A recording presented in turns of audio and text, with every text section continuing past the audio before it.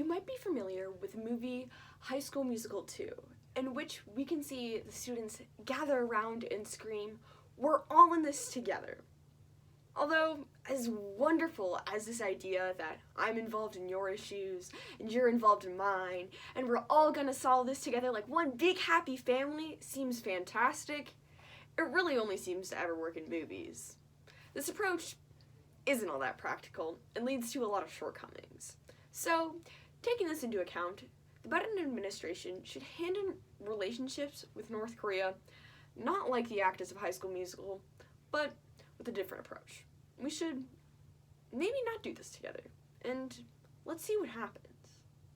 The Biden administration should take 3 key actions into improving relations with North Korea.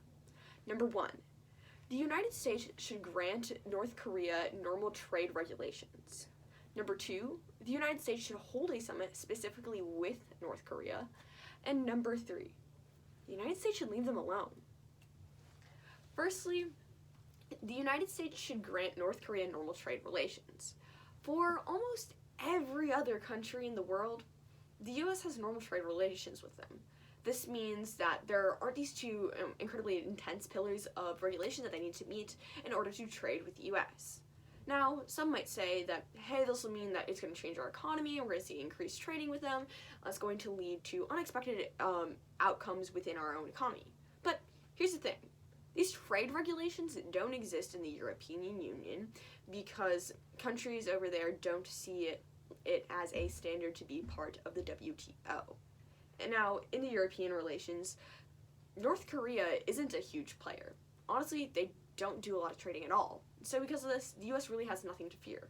However, it looks to increase relations with North Korea because it shows that, hey, we're not holding you guys to this unprecedented standard, and we are willing to have communications with you in order to improve our relations.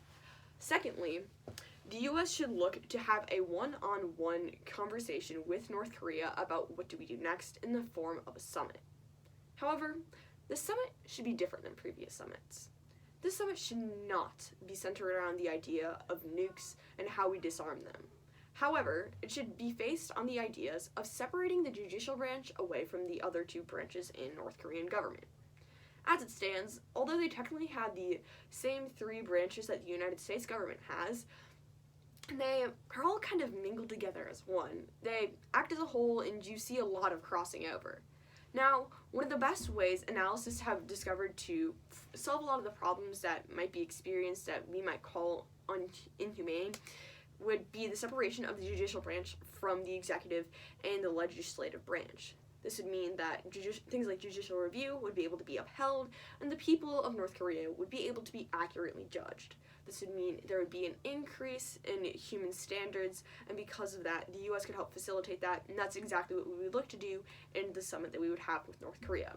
Again, it would avoid that touchy topic of getting rid of nukes when, as of right now, they kind of proved nothing to do with them. Which moves me into my next point. North Korea doesn't have any threats out for us right now. As it currently stands, they haven't seemed to want to do anything with us. There was a bit of a period during the Trump presidency where relations were tight, but they eventually fizzled over, and since then, nothing intense has come up. Because of that, they don't really pose any real threat to our country, and so we should leave them alone. It gives the US better time to focus on our citizens as we try to navigate the global pandemic we are all going through, and it gives North Korea to specialize and help their own citizens. There's only so much the US can do, and looking to get incredibly involved in this is simply outrageous. So,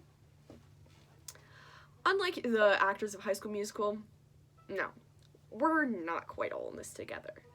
But we do have a few things that we might be able to work on, and hopefully will help us to move to a better relationship. With this, it can be taken a look at through the relations with the Biden administration and North Korea.